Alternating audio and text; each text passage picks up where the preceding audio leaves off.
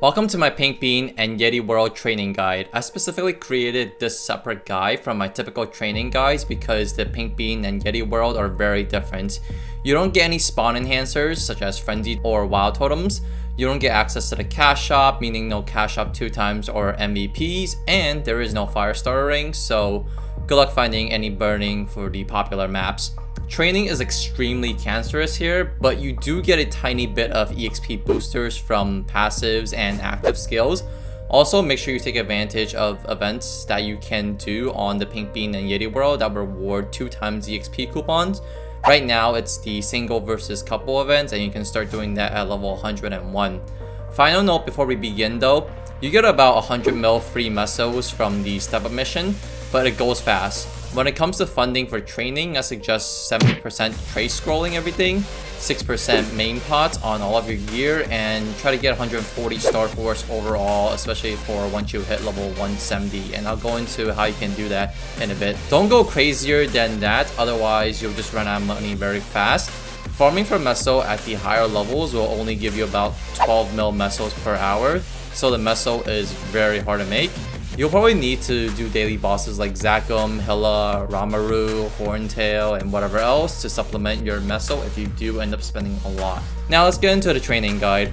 From level 10 to 20, go to the Golem Temple, just like my other guide recommends. 20 to 30, Alenia's Green Tree Trunk. From level 30 to 50, you want to go to Gold Beach and do its questline. It gives better EXP than just straight pure training, and it's also less boring. After you're done with this questline, you can go to the Riena Strait questline, which gives a good chunk of EXP as well. Once you finish all the quest lines, you should be around level 45, maybe 50.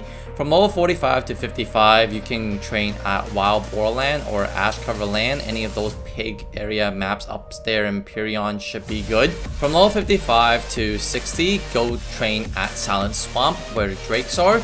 It's a very good map, but also very populated. You can stay here until level 70 if you want, but I took a different route instead of staying there until level 70. Starting at level 60-65, you can do the Excavation site questline located on the top right side of Perion, which are just basic kill quests. You can kill the monsters and just turn it in for a good chunk of EXP. At level 65 to 70, you can head back to Sleepywood and talk to Iiji, who will ask you to kill a number of drakes and various types of drakes and give you some sort of EXP for killing them. He doesn't give too much, but it's better than nothing.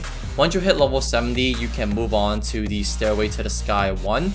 I know a lot of people like to train here, but I personally am not a fan, so I'll just skip this altogether.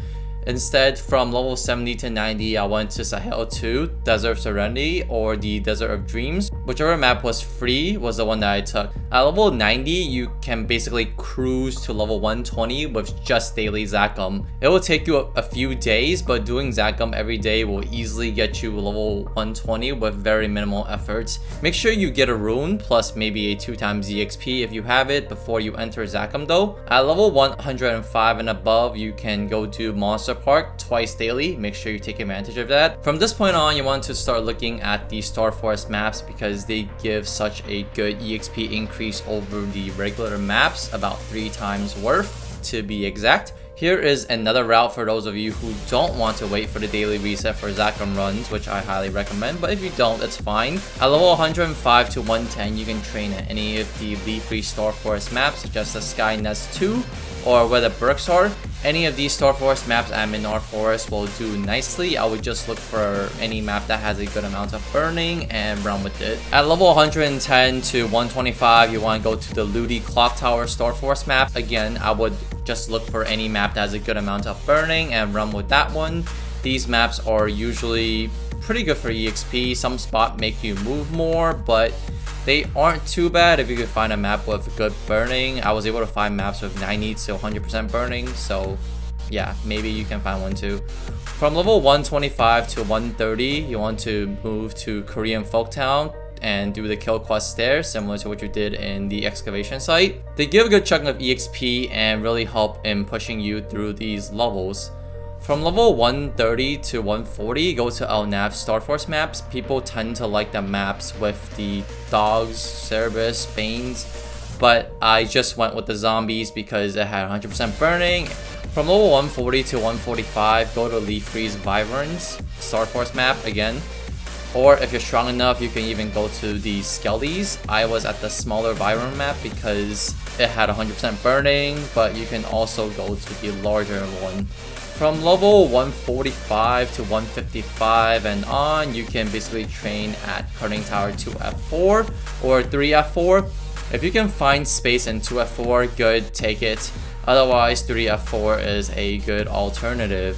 From level 155 to 170, go to 5F4. It's an amazing map with good spawn and big monster hitboxes, so a lot of your skills will be able to reach. Another thing you can do starting at level 145 is replicate what you did in Zakum at Horntail. You should be strong enough to kill normal Horntail at level 145. So you can just relog daily and keep killing him until level 160. Get a rune plus maybe a 2x EXP and just run it. Make sure to get some buff freezers though in case you die. Same thing with Zakum. Once I hit level 170, I took a break to push for 140 Star Force. First thing I did was get a ring from NLC. It took 3 quests total. You just talk to Leader Lawless and you just get a coin from her after completing 3 kill quests from her. And the whole thing took around 10 minutes. Number 2, do Silent Crusade quests until you have enough coins to buy the eye accessory and maybe the belt too.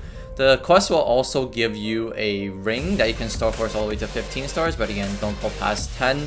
Once you hit 140 Star Force, it's time to go train at Omega Sector H01. You can basically stay here until level 185 or maybe even all the way to level 200. If you don't have 140 Star Force yet because you're out of Mesos, you can always train at Kritias until you get enough Star Force. Kritias maps are pretty good. I recommend going to whatever is around +5 levels from your current level. And oh, make sure to check the map to make sure it has decent burning because yeah, burning is everything in Kritias. Keep in mind that you don't have to stay in Omega Sector H01 until level 200 because if Twilight Perion has better burning maps, anything above 40% I'd say, you can go there and the EXP will be slightly better. I wouldn't leave H01 before 185 though. Another option at level 180 plus would be doing Chaos Horntail. Again, do what you did with normal Zakum and normal Horntail and you will be able to get some free and easy levels. Make sure you go with a 2x or a rune if you can and bring buff freezers just in case you die. Congrats, you're officially level 200. If you enjoyed this guy, make sure to tap that like button and subscribe button. If you want to support the channel, make sure to hit that join button below. Check out this video next if you want to see my training guide from level 200 to 250.